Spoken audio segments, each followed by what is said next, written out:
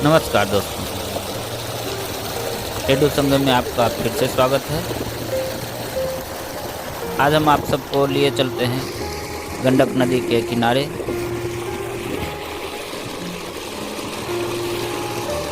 गंडक नदी और उसका नौका विहार भी करेंगे हम। आप जो देख रहे हैं यह गंडक की एक उपधारा है जो अपनी उपधारा से होते हुए गंडक के मुख्य धारा में मिल रही है। और हम चलते हैं नाव के रास्ते से गंडक नदी के उस पार, जहां गंडक के ऊपरी भूमि पर खेत है और उस खेत में भी रबी की फसल लगाई जा चुकी है। पिछले वीडियो में जो हम आपको कुछ खेत दिखाए थे उसमें खेत में बीज डाले जा रहे थे, कुछ पौधे उगाए थे कुछ खेतों में। तो यह गंडक के निचली भूमि की खेत थी और इसमें लेट से खेती हो पाई थी, जबकि वह खेत उससे लगभग 1 महीना पहले ही बोया जा चुका है और उसमें काफ़ी बड़े बड़े पौधे हो चुके हैं फसलों के। कुछ खेतों में कुछ फसलों में फूल भी लग चुके होंगे। तो आइए चलते हैं खेतों में। अब आपके सामने गेहूं के खेत हैं। यह खेत लगभग 30 दिन के आसपास हो चुका है और इसके रंग को देख रहे हैं, यह काफ़ी बड़ा हो चुका है। कुछ इतना कि इस पर अगर हम गिर जाएं तो भी हमें चोट न लगे। इसमें एक पानी सिंचाई की जा चुकी है और इसमें खाद डाला गया है। खाद नहीं, उर्वरक। इसमें यूरिया, पोटाश और DAP डालते हैं। दोस्तों, अभी जो आपके सामने खेत हैं यह पशु चारा है। इसमें जई, सरसों और मक्के लगे हुए हैं और इसमें से जई को काटकर पशुओं को खिला दिया जाएगा। सरसों और मक्का छोड़ दिया जाएगा फसल पूरा होने के लिए। अब आपके सामने है सरसों का खेत। यह सरसों का खेत काफ़ी पहले लगाया जा चुका है, इसलिए इसमें फूल भी लग चुके हैं। सरसों का फूल खिलने का मतलब आमतौर पर माना जाता है हमारे यहाँ की बसंत ऋतु आ गई, लेकिन अभी बसंत ऋतु आने में समय है। सरसों का खेत काफ़ी बड़ा है और इसमें फूल लग चुके हैं, इसमें फली भी लग चुकी है। आप ध्यान से देखेंगे। सरसों एक तिलहन फसल है और इसका साग मक्के की रोटी के साथ लाजवाब होता है।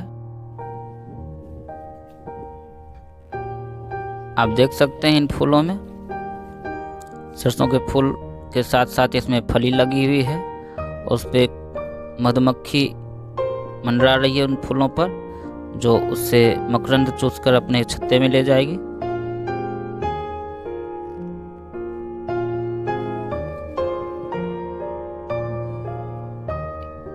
इस सरसों के खेत में सरसों के साथ साथ मटर भी लगे हुए हैं। आप देख सकते हैं ये मटर का ही पौधा है। जब सरसों अपनी पूरी लंबाई के साथ बढ़ जाएगी तो इस पर ये मटर के पौधे इसके सहारे ऊपर होंगे और इसमें फूल भी लगेंगे और फल भी लगेंगे। अभी जो आपके सामने है यह तीसी का पौधा है। तीसी, चिकना, अलसी या फिर बांग्ला में इसे मशीन कहा जाता है। यह सब एक ही फसल के पर्यायवाची नाम हैं। यह भी एक तिलहन फसल है और रबी फसल है। इसका उपयोग खाने के लिए किया जाता है। खिचड़ी या लौकी की सब्जी में भी इसे भूनकर इसका डस्ट बना कर दिया जाता है। यह सब्जियों के स्वाद को बढ़ाता है। और उसके पीछे आप देख रहे हैं यह गेहूं का पौधा है।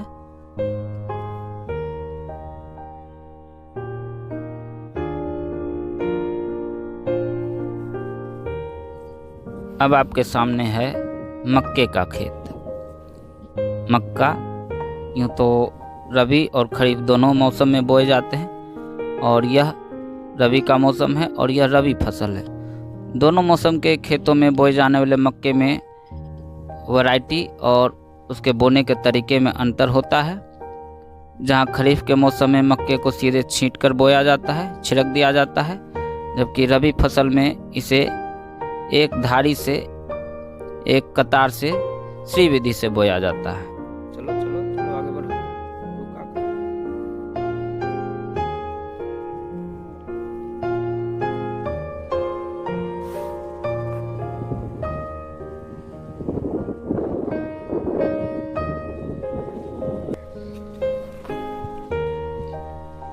2 दिन पहले वर्षा हुई है, इसलिए किसान अपने मक्के की फसल में उर्वरक डालता हुआ। श्री विधि के मक्के की खेती में उर्वरक पौधे के जड़ों के निकट दिया जाता है, छिड़क कर नहीं दिया जाता है। छिड़कने से उर्वरक की बर्बादी होती है।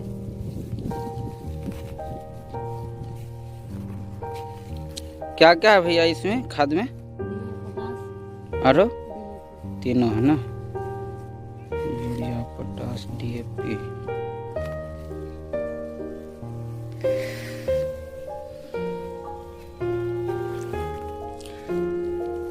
इसमें यूरिया, पोटास और DAP मिलाकर दिया गया है। इस मक्के के खेत में मूली भी लगी हुई है। किसान मूली का फसल उखाड़ रहा है अपने खेतों से। इससे खेत हल्की भी हो जाएगी और मूली तैयार हो चुकी है तो उसे बाजार में बेच दिया जाएगा। और अब खेतों में केवल मक्के की फसल रह गई है।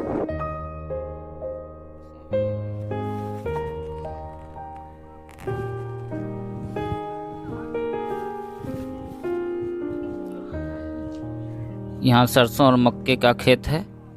इसमें सरसों तो पहले निकल जाएगा और मक्का रह जाएगा। चूँकि मक्का अधिक समय लेता है तो बाद में मक्का तैयार हो जाएगा। इस तरह एक खेत में 2 फसल लिया जा रहा है। यह भी सरसों का खेत है। इस सरसों की वैरायटी भी दूसरी है और इसे लेट से बोया गया है, इसलिए इसका पौधा छोटा है। अभी यहाँ आप देख रहे हैं भैंसों का एक झुंड अपने गांव के तरफ जा रहा है, यानी किसान अपने घर ले जा रहा है गंडक नदी में नहलाकर। आप इन भैंसों को देखने के बाद ये न सोचिएगा कि इस पर भी कोरोना का प्रभाव है। यह मास्क नहीं लगा रखा है, बल्कि इसके मुंह में जो है जालीनुमा जो लगा हुआ है उसे जाबी कहा जाता है हमारे यहाँ।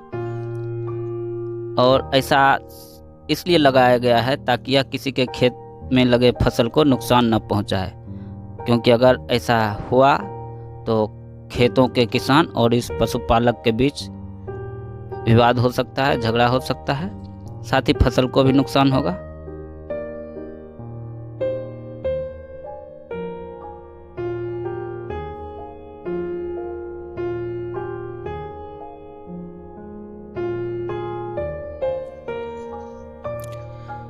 किसान अपने पशुओं के लिए चारा काटते हुए, इसमें मक्का, सरसों और जई का फसल है। जई जो पशु चारा के रूप में इस्तेमाल होगा और इसलिए जई को काट लिया जा रहा है, जबकि सरसों और मक्का को छोड़ दिया जाएगा। यह गेहूं का खेत है। और अभी जो आप देख रहे हैं यह मेथी है। मेथी, इसे साग के रूप में भी इस्तेमाल किया जाता है। मेथी पराठे और भी बहुत कुछ बनाया जाता है। साथ ही जब इसमें फली लग जाएगी तो मसाले के रूप में इसका प्रयोग होता है और यह बहुत ही गुणकारी होता है। मेथी के बारे में आप लोग अच्छी तरह से अवगत होंगे। आपके किचन में निश्चित रूप से यह होगा। उसका पौधा आपने अभी देखा।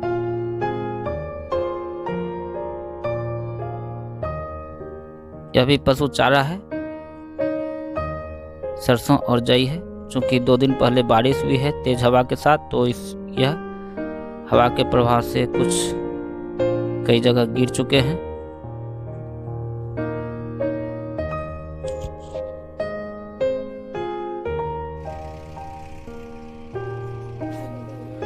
अभी आप देख रहे हैं आलू की फसल। इसमें मुख्य फसल आलू है और सहायक फसल के रूप में मक्का है। मक्का चूँकि दीर्घावधि तक चलने वाली फसल है, जबकि आलू अल्पकालीन है। आलू पहले निकल जाएगा, मक्का रह जाएगा जो अपने निर्धारित समय से तैयार होगा। आलू भी रबी फसल है। इसमें चौलाई भी छिड़क दी गई है। गंडक नदी के तेज बहाव में मिट्टी का कटाव देख सकते हैं। अभी आपको गंगा और गंडक नदी के मैदानी इलाकों में उगाए जाने वाले रबी फसल के बारे में बताया गया, उनके नवजात पौधे के बारे में बताया गया।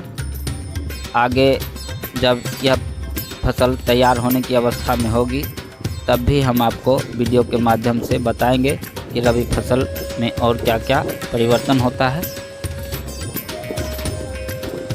तब तक के लिए हम भी वापस अपने घर चलते हैं। मिलेंगे हम अगले वीडियो में जल्द ही एक नए टॉपिक के साथ। नमस्कार।